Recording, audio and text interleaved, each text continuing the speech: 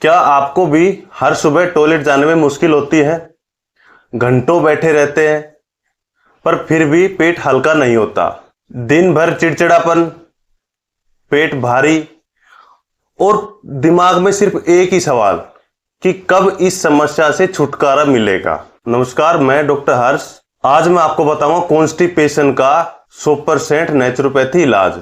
ये आपके पेट को नहीं बल्कि पूरे शरीर को हल्का करेगा। कॉन्स्टिपेशन क्या है और यह क्यों होता है?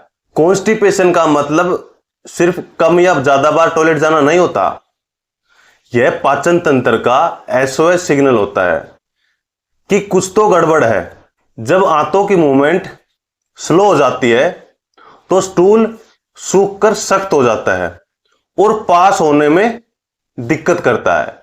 अब इसके मुख्य कारण क्या क्या है? जब तक हम इनके कारणों का निवारण नहीं करेंगे, इनको कारणों को नहीं समझेंगे, तब तक हम इस समस्या में ही रहेंगे।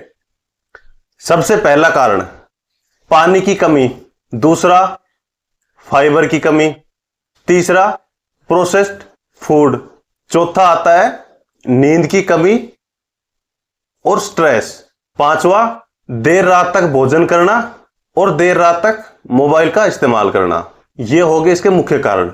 जब तक आप इनके कारणों का निवारण नहीं करोगे, आप इनके कारणों को नहीं जानोगे, तब तक आप इस समस्या में ही रहेंगे। हमें इन कारणों का निवारण करना है।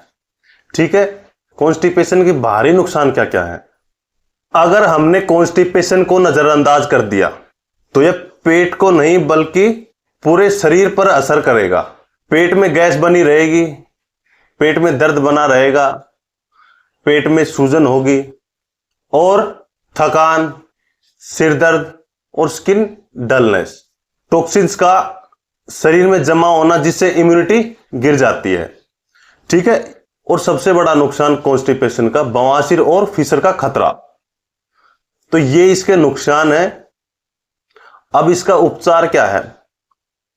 इसका उपचार क्या क्या करेंगे? सबसे पहले हमें उठते ही ऊषापान करना है। ऊषापान कैसे करना है? हमें उठते ही सबसे पहले 2 से 3 गिलास पानी पीना है, मटके का पानी पीना है और ताड़ासन और तिर्यक ताड़ासन 5-5 बार प्रैक्टिस करेंगे और 5-7 मिनट टहल लेंगे और टहल के हम मोशन चले जाएंगे। ठीक है, अगला स्टेप क्या आता है? पेट की गर्म सिकाई करनी है 10 मिनट तक। 10 मिनट तक सिकाई करके पेट पर मिट्टी की पट्टी रखेंगे 30 मिनट तक। ठीक है, अब मिट्टी की पट्टी रख ली। इसके बाद हम गुनगुने पानी में एक नींबू डालेंगे और उस पानी से हम एनिमा लेंगे। ठीक है, 7 दिन तक तो नींबू के पानी से एनिमा लेंगे और अगले सप्ताह छाछ का एनिमा लेंगे। ठीक है, इसके बाद का ट्रीटमेंट क्या करना है?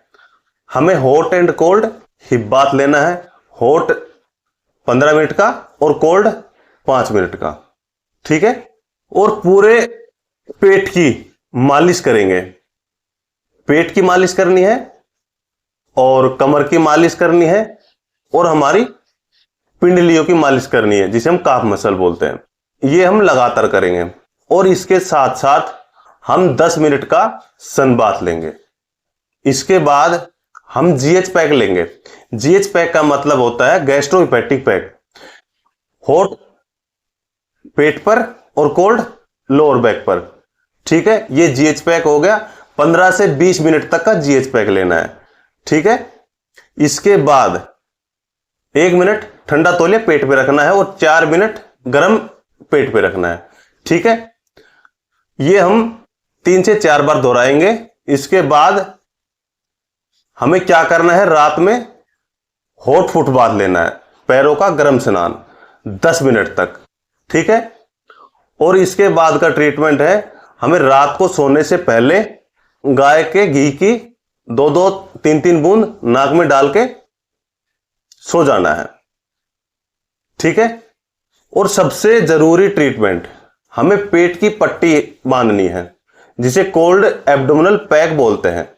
ठीक है, ये हम रेगुलर करेंगे अगर हम 7 से 10 दिन तक रेगुलर करते हैं तो हम इस बीमारी से छुटकारा पाने लगते हैं।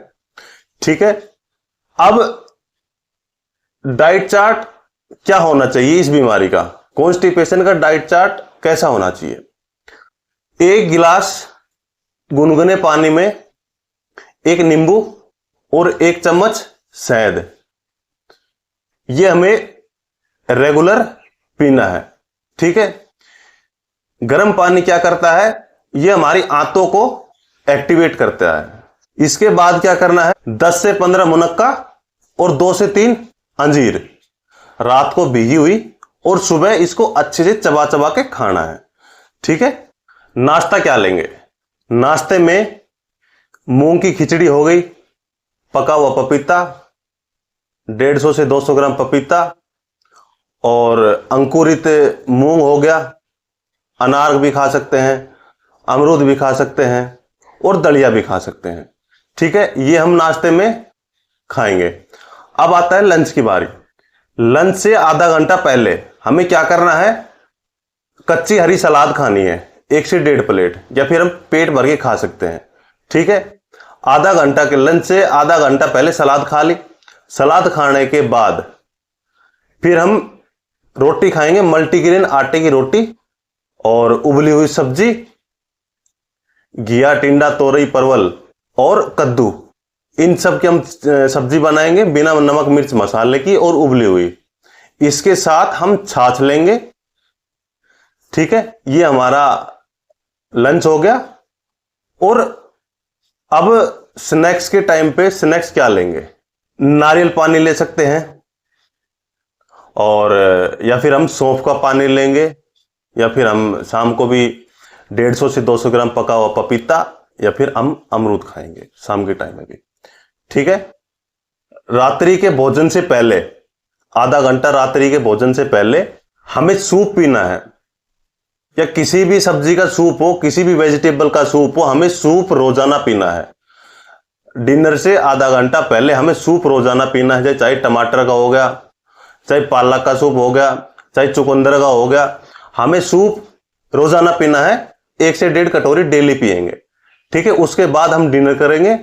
डिनर में वही 2 से 3 चपाती होगी, मल्टीग्रेन आटे की रोटी, आटा मोटा होना चाहिए, और उबली हुई सब्जी, ये हम रात को डिनर करेंगे। अगर हम ये नहीं खाते तो हम खिचड़ी भी खाएंगे या फिर दलिया खा लेंगे। ठीक है, ये हमारा भोजन हो गया। भोजन के बाद हमें अलसी के बीज को तवे पे भूनकर और उसमें थोड़ा सेंधा नमक डालकर दोपहर के लंच के बाद और रात्रि के भोजन के बाद 1-1 चम्मच हमें अलसी के बीज के खाने, अच्छे चबा चबा के खाएंगे, और ये रोजाना खाते रहेंगे। अब आसन कौन कौन से करेंगे कॉन्स्टिपेशन में। सबसे पहले पवन मुक्तासन और पश्चिमोत्तानासन और मलासन, भुजंगासन और अर्ध मत्स्येंद्रासन। इन आसनों की हम लगातार प्रैक्टिस करेंगे, अपनी दिनचर्या में डालेंगे। अगर लगातार प्रैक्टिस करते रहेंगे तो हम निश्चित ही इस बीमारी से छुटकारा पा लेंगे। इसके साथ साथ हमें प्राणायाम कौन कौन से करने हैं, सबसे मेन होता है प्राणायाम कौन कौन से करते हैं। डीप ब्रीदिंग, अनुलोम विलोम, कपालभाति। कपालभाति तो एक क्रिया हो गई, कपालभाति भी कर सकते हैं। भ्रामरी हो गया, और 8 से 9 राउंड ओम चैंटिंग के। शीतली प्राणायाम, शीतकारी प्राणायाम, इन हम प्राणायाम की रेगुलर प्रैक्टिस करेंगे, रेगुलर अपनी दिनचर्या में डाल लेंगे, तो हम 100% इस बीमारी से छुटकारा पा सकते हैं। यह हो गया हमारा आसन, हो गया प्राणायाम, हो गया। अब हमें कौन कौन सी चीज अवॉइड करनी है। चाय, कॉफी, बाहर के फास्ट फूड, तली भुनी चीजें, नमकीन, बिस्किट, मैदा से बनी चीजें, डब्बा बंद चीजें, कोल्ड ड्रिंक्स, ये सब हम बंद कर देंगे। अब हमें अपनी दिनचर्या में क्या डालना है, 10 से 12 गिलास पानी पिएंगे, और भोजन को 1-1 निवाले को 100 बार चबाएंगे, और सोने से पहले डीप ब्रीदिंग करेंगे, और स्ट्रेस बिल्कुल नहीं लेंगे। इन चीजों को मद्देनजर रखते हुए हम काम करते रहेंगे। ठीक है, कॉन्स्टिपेशन कोई बीमारी नहीं है, यह अपनी लाइफस्टाइल का नतीजा है। अगर आज से ये नेचुरोपैथी टिप्स अपनाएंगे अपनी दिनचर्या में, तो आप 7 दिन में अपने आप को स्वस्थ महसूस करने लगेंगे। अपने पेट को हल्का रखो और जिंदगी को खुशहाल बनाओ। अगर यह वीडियो आपको अच्छी लगी तो शेयर जरूर कीजिए और उन लोगों तक जरूर पहुंचाइए जिनको कॉन्स्टिपेशन है। अगर आप प्राकृतिक चिकित्सा से घर बैठे इलाज करवाना चाहते हैं तो नीचे स्क्रीन पर दिए गए नंबर पर संपर्क करें या फिर व्हाट्सएप करें। अगर आपको किसी भी डिजीज का डाइट चार्ट बनवाना है तो आप हमारे टेलीग्राम चैनल को फॉलो जरूर कीजिए। मैं डॉक्टर हर्ष, मिलते हैं हेल्थ के अगले एपिसोड में। Stay healthy, stay natural.